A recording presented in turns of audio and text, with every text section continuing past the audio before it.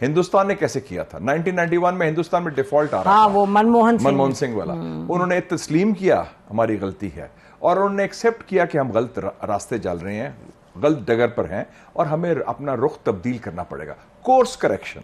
जब तक वो आप तस्लीम न करें, हम ये ना कहें कि बैन अल-अक़वामी साजिश हो रही है, हम ये ना कहें कि पिछली हुकूमत ने ये किया, आप तस्लीम करें कि अब क्या करना है।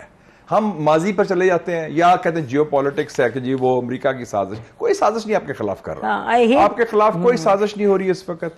आपकी नालायकी, नाकामी है, यू आर योर ओन साजिशी। सबसे बड़ी साजिशी आप खुद हैं। आपकी नालायकी, आपकी गलत पॉलिसीज, आपकी सोच, आपका माइंडसेट। पूरी दुनिया में सिर्फ 4 जगह ऐसी हैं जिनके पास जेट इंजन बनाने की सलाहियत है, और मेरा ख्याल उनमें अब भारत भी शामिल होने वाला है। दूसरी एक बात मैं जो है एक नया एंगल आपको यहाँ बताना चाहता हूँ। एक नई चीज शुरू हुई है, वो ये है कि भारत ने बहुत ज्यादा अपने डिप्लोमेटिक मिशंस, नई एम्बेसियां खोली हैं, लेकिन आप ये सोचें वो कहाँ है? वो सारी अफ्रीका में, मेजॉरिटी उसमें अफ्रीका में। और उसका ऑब्जेक्टिव क्या है कि वहां पे चाइना को काउंटर किया जाए वहां, और दूसरा अफ्रीका के अंदर भारतीय असला भारत में मैन्युफैक्चर करके बेचा जाए। अब अमेरिकन टेक्नोलॉजी के साथ असला बनेगा भारत में, बिकेगा जाके अफ्रीका में। इस वक्त रशिया सबसे ज्यादा आगे था अफ्रीकन कंट्रीज में असला बेचने के लिए, लेकिन यूक्रेन की वार की वजह से वहां पे एक वैक्यूम क्रिएट हुआ है अमेरिका। और दूसरा उस वैक्यूम में हम सरप्राइज, मैंने शायद पहले भी आपको कहा था कि भारतीय मिलिट्री अटैचेस अपनी अपनी एम्बेसियों में उनको बुला के ट्रेन किया गया है कि how to sell the armaments there. तो ये एक ऐसा प्रोसेस शुरू हो चुका है, मैं समझता हूं कि अगर इसी स्पीड पे चलता रहा तो देयर इज नो डाउट कि इंडिया विल बी द, मैं पहले एक लफ्ज इस्तेमाल करता था रीजनल सुपर पावर, लेकिन मेरे ख्याल में मैं I wanted to take it to the next level. जिस तरीके से भारत ने बर्तानिया की इकॉनमी को सुपरसीड किया था, मैं समझता हूँ there is no doubt in the future कि अमेरिका इंडिया जो है will be getting a permanent seat at the security council and rise as a super power. अब मैं आप खासकर आप एक जो हमें आदतन हम मजबूर हैं, हालांकि उसका जरूरत नहीं है, वो बहुत आगे जा चुके हैं, हम बहुत नीचे जा चुके हैं और हम मजीद नीचे जाते जा रहे हैं।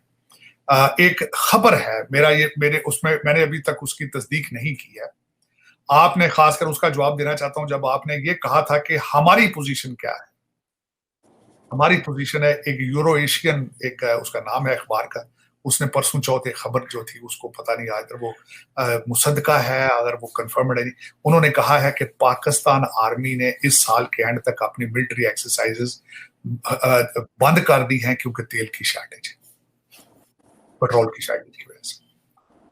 तो आप अब अगर इसका कंपैरिजन करना है तो ये कंपैरिजन देख लें आप कि आपके पास पेट्रोल मौजूद नहीं है, आपका एक टैंक सुना है वो 1 लीटर में 2 किलोमीटर करता है, और आपके पास पैसे मौजूद नहीं है।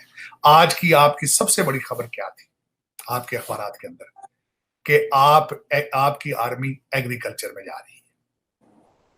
ये आपके इस वक्त सारे मीडिया हाउसेस की आज की कवरेज है। 3 डिस्ट्रिक्ट्स के अंदर आपकी पंजाब गवर्नमेंट ने 40,000 एकड़ से ज्यादा जो है वो जमीन जो है वो आर्मी को दी है, जिसको आपकी लाहौर पंजाब हाई कोर्ट ने उसको होल्ड किया है कि this doesn't come into the jurisdiction of interim government, और दूसरा this is not the part of Pakistan army's expertise to get into agriculture, लेकिन उसको इग्नोर कर दिया जाएगा। अब कंपैरिजन देखें कि हमारी पाक आर्मी की डायरेक्शंस क्या हैं, उनका चैलेंज है। मैं समझता हूं, मैं इसको नेगेटिवली नहीं कह रहा हूं, लेकिन पाक आर्मी, मैं इसके हक में हूं कि पाकिस्तान एक एग्रीकल्चर कंट्री है। अगर सिविलियन गवर्नमेंट ये चीजें नहीं कर रही हैं तो इस पे कोई सॉलिड कदम लेना चाहिए, लेकिन उसके बारे में मैं अपने रिजर्वेशन भी पेश करना चाहता हूं। जब मैंने ये खबर पढ़ी है तो थोड़ा जब उस पर रिसर्च किया है कि पाकिस्तान आर्मी के माजी के प्रोजेक्ट्स जो किए गए हैं सिविलियन लाइफ में, उनकी कामयाबी की रेशो क्या है। इसमें सबसे बड़ी मैं एक छोटी सी मिसाल देना चाहूंगा कि पाकिस्तान के अंदर अयूब खान दौर को कहते हैं जी, बड़ा सुनहरी दौर था। उस दौर के अंदर एक एग्रीकल्चर के लिए, उसकी इरिगेशन के लिए डैम बनाने की एक बहुत बड़ी बड़ी मिसालें दी जाती थी हमेशा, लेकिन ये यहाँ भूल जाते थे वो जो एग्रीकल्चर जमीन उन्होंने की थी वो किन को दी थी, अलाट किन को की थी, अपने अजीजों को की थी। दूसरा, इंडस्ट्रियल रेवोल्यूशन की बात की जाती है अयूब खान साहब की, तो साथ उन्होंने अपने लड़के को इंडस्ट्रियल रेवोल्यूशन में लेकर आए थे, और अपने एक रिश्तेदार को, जो कि उनके लड़के का ससुर था, तो उसको उन्होंने आपने ऑटोमेक बिजनेस सारा बेच दिया था। तो ये अगर उस तरह के अगर माहौल क्रिएट करना है तो उसमें फिर नाकामी पहले दिन ही आ जाती है। लेकिन अगर वो करने वाला हो तो शायद पाकिस्तान तरक्कियों की तरफ जाए, क्योंकि इस वक्त हालात यही हैं। मेरी इंफॉर्मेशन के हिसाब से इस वक्त military establishment is concerned about economy of Pakistan, और एक मनसूबा, जिस तरह माजी में जिस तरह मनसूबे बनाए जाते हैं, इस वक्त भी सुना है कि एक 12 साल मनसूबा बनाया जा रहा है। लेकिन मेरे ख्याल में 12 साल की का बात करते हैं आजकल, तो 12 दिन की प्रेडिक्शन ही हो सकती पाकिस्तान में। अब मैं दूसरा जो हमने बात की थी, जो आपने बात की है IMF के हवाले से। अब IMF के हवाले से जब मैं देख रहा हूं कि हमारे क्या जरूरत पड़ी थी हमारे IMF के रिप्रेजेंटेटिव को या के खान साहब को मिलने की, तो मैंने जब फौरन देखा है तो एक चीज फौरन मुझे मेरे जहन में आई है कि अमेरिकन इंटरेस्ट को खान साहब ने 3.5 साल किस तरह सर्व किया। उन्होंने IMF को उन्होंने CPEC को बंद करके जिस तरीके से अमेरिका को सर्व किया है, मेरे ख्याल में किसी लीडर ने इस तरह सर्व नहीं किया। एक तो सबसे बड़ी वजह यह है कि उनका मिलना जरूरी था, और दूसरा, जिस तरीके से हमारे इस वक्त पाकिस्तानी डायस्पोरा और बिलखसूस पाकिस्तानी अमेरिकन डॉक्टर्स हैं जिनको बहुत ज्यादा तकलीफ है, पेट में दर्द है खान साहब की वजह से, उनके डॉलर काम कर रहे हैं, खलीलजादे तड़प रहे हैं, उनको परेशानी है बहुत ज्यादा, तो जाहिर है फिर IMF को भी होगी। और उसमें मेरे ख्याल में यही 2 रीजंस मेरे दिन में आई हैं कि अमेरिकन इंटरेस्ट को रिप्रेजेंट पाकिस्तान में इस वक्त कौन करता है, तो वो इमरान खान करता है। और अमेरिकन इंटरेस्ट क्या है?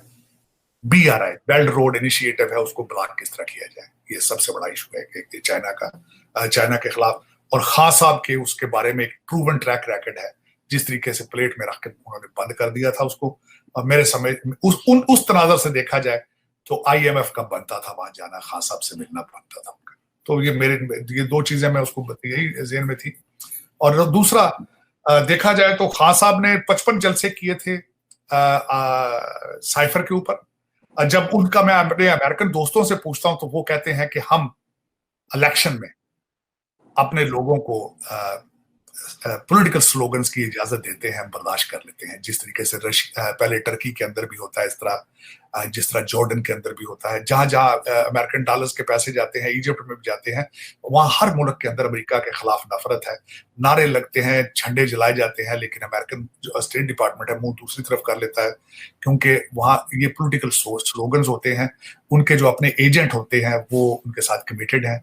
वो कहते हैं as long as they protect our interest and they serve us better, we don't care about the political slogans।